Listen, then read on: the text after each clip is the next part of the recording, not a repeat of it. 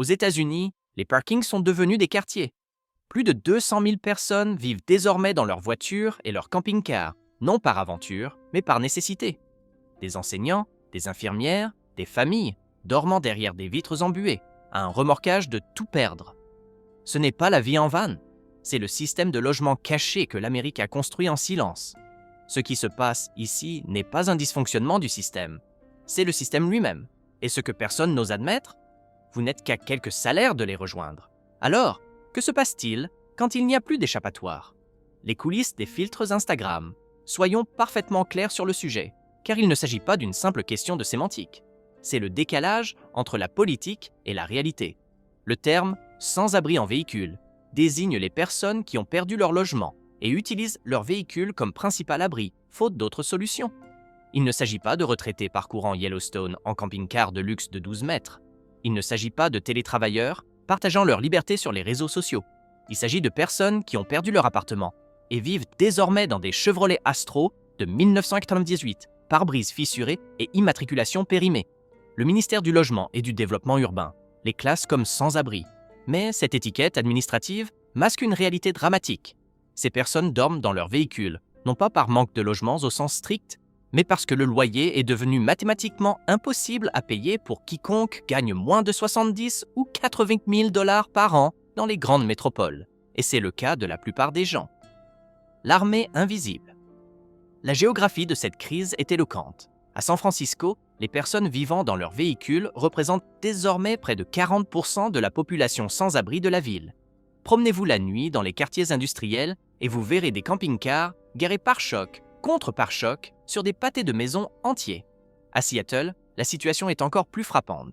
Des kilomètres d'avenues Aurora sont bordés de camping-cars, de fourgons aménagés et de camions-bennes plus ou moins délabrés.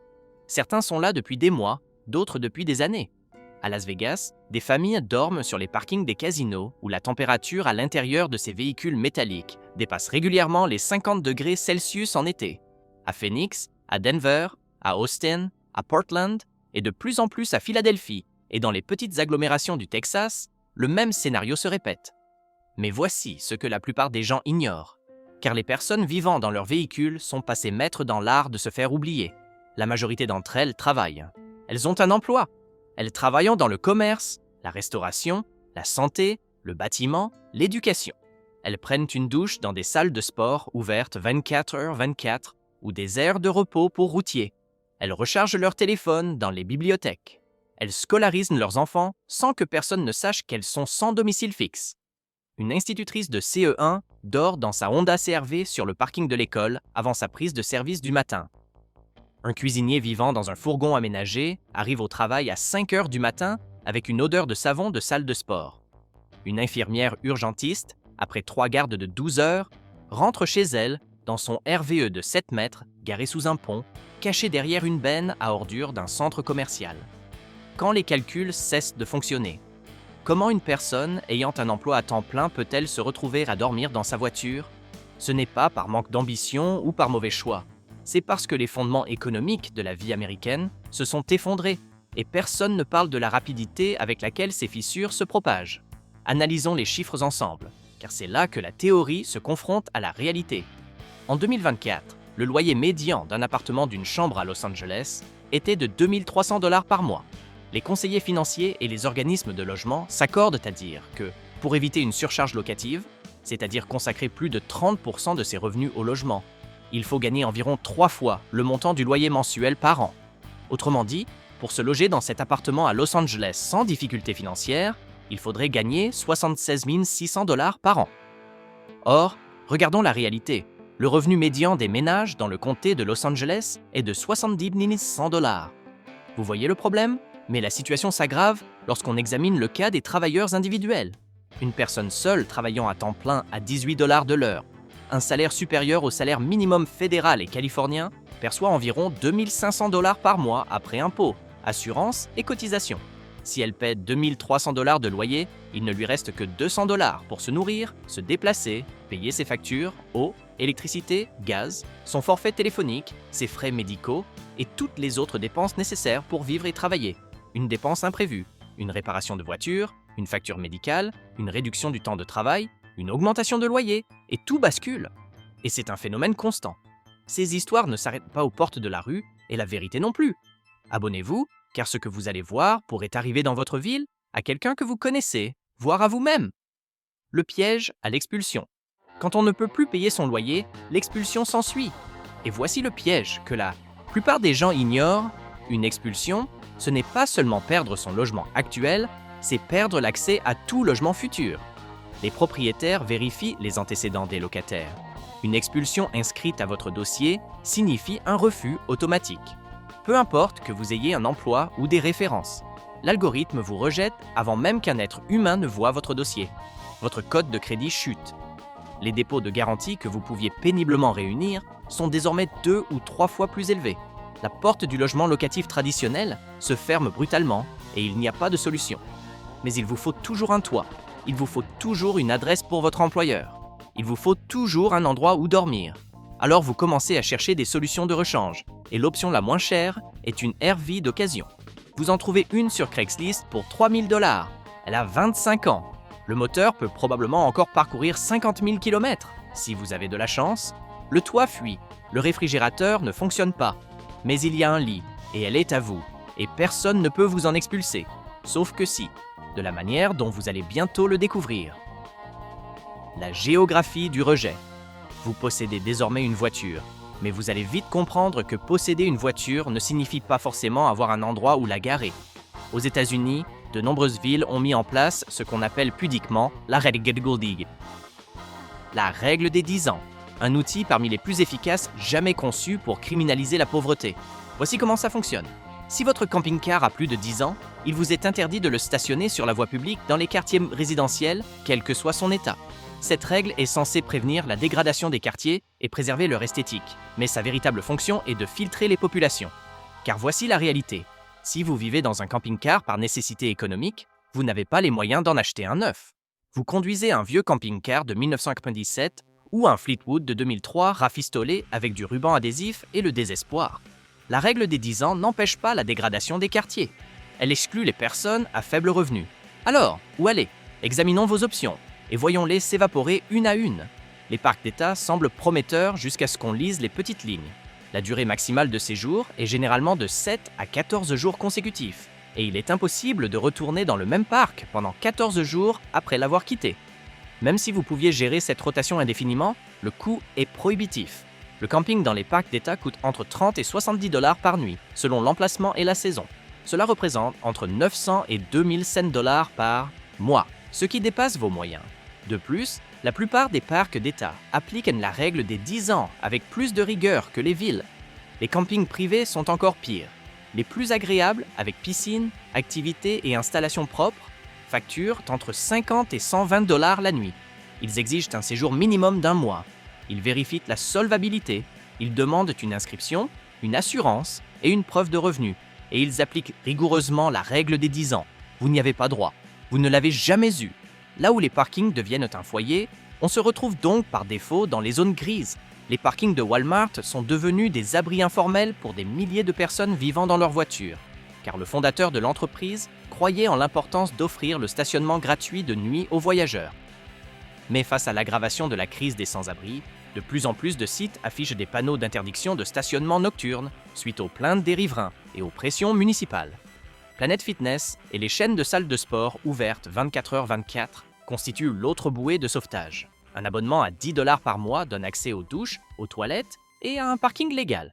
Du moins, jusqu'à ce que cela ne suffise plus, jusqu'à ce que quelqu'un se plaigne, jusqu'à ce que la police commence à rôder à 2h du matin en demandant si vous avez besoin d'aide, ce qui revient à vous demander de partir. Vous jouez désormais à un jeu dont vous ignoriez l'existence, avec des règles qui changent selon le lieu et l'humeur des forces de l'ordre. Impossible de rester au même endroit, impossible de prédire où l'on est en sécurité. Vous êtes sans domicile fixe, même chez vous. Les villes ne veulent pas vous voir, alors elles n'interdisent pas d'être sans abri. Ce serait trop flagrant. Elles interdisent plutôt d'exister, tout simplement. Et les personnes vivant dans leur véhicule la prennent à leurs dépens, accumulant contraventions et avis de mise en fourrière qu'elles n'ont pas les moyens de contester. Voici comment cela se passe au quotidien. Les agents de stationnement marquent vos pneus à la craie. 72 heures plus tard, si votre véhicule n'a pas bougé, vous recevez une contravention. Mais que se passe-t-il si vous êtes au travail? Si vous êtes malade? Si votre RV ne démarre pas parce que la batterie est à plat et que vous n'avez pas 70 $ pour la remplacer, la contravention ne tient pas compte des circonstances. Elle s'élève à 50 ou 75 $. Si vous ne payez pas dans les 30 jours, un mandat d'arrêt est émis. Si vous cumulez les mandats d'arrêt, votre véhicule est mis en fourrière. La peine de mort en fourrière. Et c'est là que le piège se referme. Les frais de fourrière commencent à 250 $ et augmentent de 75 $ par jour. Si vous vivez au jour le jour, réunir 250 $ d'un coup est impossible. Les jours passent, les frais s'accumulent. Au bout de 30 jours, la ville déclare votre RV abandonné et la met aux enchères. Elle garde le produit de la vente. Vous venez de perdre votre maison et tout ce que vous possédez. Vos vêtements, vos papiers, vos photos, vos médicaments, vos outils, absolument tout, en un seul remorquage. Il ne s'agit pas d'un cauchemar hypothétique, mais d'une politique en vigueur. À Los Angeles, plus de 1500 véhicules appartenant à des sans-abri ont été mis en fourrière en une seule année. Les chiffres sont similaires à San Francisco et encore plus alarmants à Seattle. Chaque année, pour des milliers de personnes, cet avis de mise en fourrière marque le début de leur basculement de la vie dans leur véhicule à la rue. Et une fois à la rue, sans même un véhicule pour s'abriter, les chances de s'en sortir deviennent quasi nulles. Mais même si vous évitez la fourrière, le problème est plus complexe. De nombreuses villes ont purement et simplement criminalisé le fait de dormir dans son véhicule. Les arrêtés municipaux sont rédigés avec soin pour résister aux contestations judiciaires. Ils n'interdisent pas d'être sans abri, mais d'utiliser un véhicule comme habitation sur la voie publique. La sanction ? Davantage d'amendes, de mandats d'arrêt et de raisons de faire enlever votre domicile. Ce système n'est pas conçu pour vous aider à sortir de la rue, mais pour vous rendre invisible en vous repoussant sans cesse ailleurs. L'infrastructure que personne n'a construite.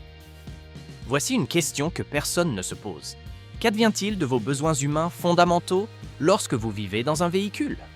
La réponse révèle pourquoi le phénomène des sans-abri vivant dans leur véhicule n'est pas seulement une crise économique, mais aussi une urgence de santé publique. Il vous faut de l'eau. Pas seulement de l'eau potable, mais aussi de l'eau pour cuisiner, vous laver et faire vos besoins.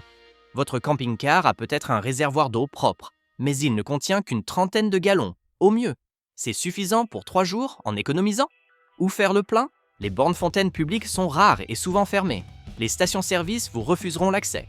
Certains camping-caristes se rendent en voiture à des stations de vidange adaptées, mais elles sont payantes et supposent que vous avez les moyens de payer l'essence pour vous y rendre. La plupart des gens finissent par remplir des bidons aux fontaines des parcs publics ou dans les toilettes des bibliothèques, un gallon à la fois, en espérant passer inaperçu. L'évacuation des déchets est encore plus problématique. Votre camping-car est équipé d'une cuve à eau noire pour les eaux usées et d'une cuve à eau grise pour les eaux de l'évier et de la douche. Ces cuves doivent être vidées régulièrement. Les stations de vidange agréées facturent entre 15 et 30 $ par utilisation. Si vous n'avez pas les moyens, et c'est le cas, vous n'avez aucune solution légale. Alors, les personnes vivant dans leur véhicule font ce qu'elles peuvent. Elles vident leurs eaux grises dans les égouts pluviaux la nuit. Elles utilisent les toilettes publiques lorsqu'elles sont disponibles ou se contentent de seaux et de sacs. La stigmatisation est insupportable. Le risque sanitaire est grave. Et il n'existe aucune alternative. Mourir en plein air. L'électricité est le 3e besoin impossible à satisfaire. Si vous prenez des médicaments nécessitant une réfrigération, de l'insuline, des médicaments pour le cœur, vous avez besoin d'électricité. Si vous utilisez un appareil CPAP pour l'apnée du sommeil, vous avez besoin d'électricité. S'il fait 43 degrés Celsius en été, vous avez besoin d'électricité pour un ventilateur. Sinon, vous risquez un coup de chaleur. S'il fait 0 degrés Celsius en hiver, vous avez besoin d'électricité pour un chauffage d'appoint. Sinon, vous risquez l'hypothermie. Chaque année, des personnes meurent dans leur véhicule à cause du froid. Mais utiliser un générateur pose ses propres problèmes. C'est bruyant, ça consomme du carburant, ça provoque des plaintes, et les plaintes attirent la police. Nombreux sont ceux qui, vivant dans leur véhicule, doivent choisir entre faire fonctionner leur générateur pendant 2 heures à minuit pour recharger leurs appareils et risquer une amende, ou s'en passer et mettre leur santé en danger. Le manque d'infrastructures engendre une crise sanitaire en cascade. Le diabète devient ingérable sans réfrigération régulière et sans repas réguliers. Les infections respiratoires se propagent dans les espaces exigus et mal ventilés. Des problèmes de peau apparaissent faute d'accès à une hygiène suffisante. La santé mentale se détériore sous l'effet du stress constant et du manque de sommeil. Les blessures guérissent mal. les maladies chroniques s'aggravent et l'accès aux soins médicaux devient quasiment impossible lorsqu'on n'a pas d'adresse pour la facturation, aucun moyen de recevoir les instructions de suivi et aucun lieu pour se rétablir. Les villes le comprennent. Simplement, elles ne s'en soucient pas suffisamment pour y remédier, car y remédier impliquerait de reconnaître que les personnes vivant dans leur véhicule méritent des infrastructures, et c'est politiquement coûteux. Le cycle sans sortie. Les habitants se plaignent des camions-bennes qui bordent leurs rues, et ils ont raison. Personne ne souhaite voir des eaux usées, des ordures et des générateurs devant chez soi. Personne ne veut que ses enfants soient témoins de la misère sur le chemin de l'école. Ces plaintes sont compréhensibles. La réponse, en revanche, est pire qu'inefficace. Les villes lancent des opérations de nettoyage. Le processus est mécanique. La police et les services de voirie affichent des avis de départ sous peine de mise en fourrière. Certains habitants de véhicules peuvent déménager, d'autres ne le peuvent pas, car leurs véhicules sont hors d'usage. Le 4e jour, les dépanneuses arrivent. Tout ce qui reste est mis en fourrière ou, s'il est jugé inhabitable, détruit sur place. Les affaires sont jetées dans les bennes à ordures. Les gens se dispersent. Et voici ce qui ne se produit pas. Les gens ne disparaissent pas. Ils ne trouvent pas de logement par magie. Ils ne quittent pas la ville. Ils déménagent à 3 rues de là, ou dans un autre quartier, ou sous l'autoroute, ou derrière la zone industrielle que personne ne remarque. Ces expulsions créent un schéma migratoire où la même population se déplace constamment d'un endroit à l'autre, passant par une dizaine ou une quinzaine de lieux, sans cesse déplacés, jamais stabilisés et de plus en plus désespérés. L'illusion du progrès. Pendant ce temps, les villes dépensent des sommes astronomiques pour ce théâtre d'opérations de maintien de l'ordre. Heures supplémentaires pour la police, carburant pour les camions, frais administratifs, coûts d'élimination des déchets. San Francisco dépense plus de 60 millions de dollars par an pour le démantèlement et le nettoyage des campements de sans-abri. Los Angeles dépense plus de 3 fois plus. Cet argent sert à déplacer les gens au lieu de les aider à aller de l'avant. Et le cycle se perpétue. Voici le plus cruel. Lorsque les quartiers signalent la disparition des RVE, les politiciens crient victoire. Moins de véhicules visibles signifie que le problème s'améliore, disent-ils. Mais les chiffres racontent une toute autre histoire. Le nombre de sans-abri ne cesse d'augmenter. Le nombre de véhicules ne cesse de croître. Ils sont simplement devenus invisibles. Loin des yeux, ils n'existent pas. Loin du cœur, seulement. Le miracle du parking. Voici ce que presque personne en dehors du secteur associatif de l'aide aux sans-abri ne sait. Nous avons déjà résolu ce problème localement. À l'heure actuelle, dans une vingtaine de villes américaines, il existe des programmes aux résultats probants, étayés par des données concrètes et des modèles reproductibles. Ils ne sont ni financés, ni étendus, car reconnaître leur succès reviendrait à admettre notre échec cuisant ailleurs. Les programmes de stationnement sécurisés constituent l'intervention la plus simple. Les villes désignent des parkings, souvent situés près d'églises, de centres communautaires ou de bâtiments publics sous-utilisés, où les personnes vivant dans leur véhicule peuvent stationner légalement la nuit. Les participants ont accès à des toilettes, à l'eau potable, à un système d'évacuation des déchets et parfois à des branchements électriques. Plus important encore, ils bénéficient d'un accompagnement social. Les travailleurs sociaux rencontrent chaque résident, évaluent ses besoins et élaborent un plan d'intervention personnalisé. Les meilleurs programmes fonctionnent selon un modèle d'accueil de 72 heures. Dans les 3 jours suivant leur arrivée, chaque participant a rencontré un travailleur social et a commencé à accéder aux services. En 30 jours, 90% d'entre eux ont obtenu une nouvelle pièce d'identité, principal obstacle à l'emploi et au logement. En 6 mois, plus de 60% accèdent à un logement permanent. Le coût est d'environ 15 $ par personne et par nuit, contre plus de 100 $ par nuit pour un lit en centre d'hébergement d'urgence, dont les listes d'attente se comptent souvent en mois. Triage à minuit. Les centres d'accueil pour personnes sans abri poussent le modèle encore plus loin. Ces centres d'intervention intensive, ouverts 24h/24, sont dotés d'une équipe composée de travailleurs sociaux, de conseillers en santé mentale, de personnel médical et de conseillers en logement. Les personnes vivant dans leur véhicule peuvent s'y présenter à tout moment, bénéficier de services de stabilisation immédiats et accéder à tous les services nécessaires, des douches et de la laverie, à l'aide juridique et à l'aide à l'emploi, sans rendez-vous ni liste d'attente. Ce modèle est efficace car il lève tous les obstacles simultanément. Les villes qui mettent en œuvre ces programmes affichent un taux de relogement de 70 à 85% dans les 6 mois, avec un taux de maintien dans le logement supérieur à 85% après 2 ans. Autrement dit, les personnes ne se contentent pas d'être logées, elles le restent. Les terrains en location-gérance représentent l'approche la plus complète. Les villes louent des terrains à des organismes sans but lucratif qui aménagent des parcs résidentiels aménagés, spécifiquement destinés au logement transitoire. Les résidents paient des frais adaptés à leurs revenus, généralement autour de 200 $ par mois, bien en dessous des prix du marché. En contrepartie, ils bénéficient d'un stationnement légal, de tous les branchements nécessaires, de la sécurité, d'un service postal et d'un accompagnement social intensif, avec un nombre limité de personnes par intervenant afin que chacun reçoive une attention personnalisée. Il ne s'agit pas de solutions permanentes, mais de solutions transitoires. La durée moyenne de séjour est de 8 mois. L'objectif affiché est l'accès à un logement permanent. Les programmes mis en place à Eugene, Seattle et San Diego affichent des taux de placement en logement compris entre 70 et 90%. Ce modèle fonctionne car il offre une stabilité suffisamment longue pour permettre aux personnes de résoudre les problèmes complexes engendrés par le sans-abrisme. Le mur des politiques. Mais rien de tout cela ne peut se généraliser sans une réforme des politiques publiques. Les villes doivent supprimer la règle des 10 ans et la remplacer par de véritables NIB, inspections de sécurité. Si une caravane est en bon état et ne présente aucun risque pour l'environnement, son âge importe peu. Les règlements d'urbanisme doivent être mis à jour afin d'autoriser le stationnement de longue durée dans les zones industrielles et commerciales, sans impacter les quartiers résidentiels. Des investissements dans les infrastructures sont indispensables. Points d'eau potable, déchetteries, bornes de recharge pour véhicules électriques conçus pour une utilisation nocturne. Il ne s'agit pas d'une innovation radicale. Les aires de repos pour poids lourds offrent ces services depuis des décennies. Il nous faut simplement une volonté politique pour étendre l'accès à ces services aux personnes vivant dans leur véhicule par nécessité et non par choix. Les définitions fédérales doivent évoluer. Actuellement, les personnes vivant dans leur véhicule sont laissées pour compte par l'administration. Le HUD les considère comme des sans-abri, mais la FEMA ne les inclut pas dans les aides d'urgence. Le fisc américain, IRS, ne reconnaît pas les véhicules comme résidence principale. Les programmes d'aide fédérale ne savent pas comment les catégoriser. Cette situation engendre un véritable cauchemar.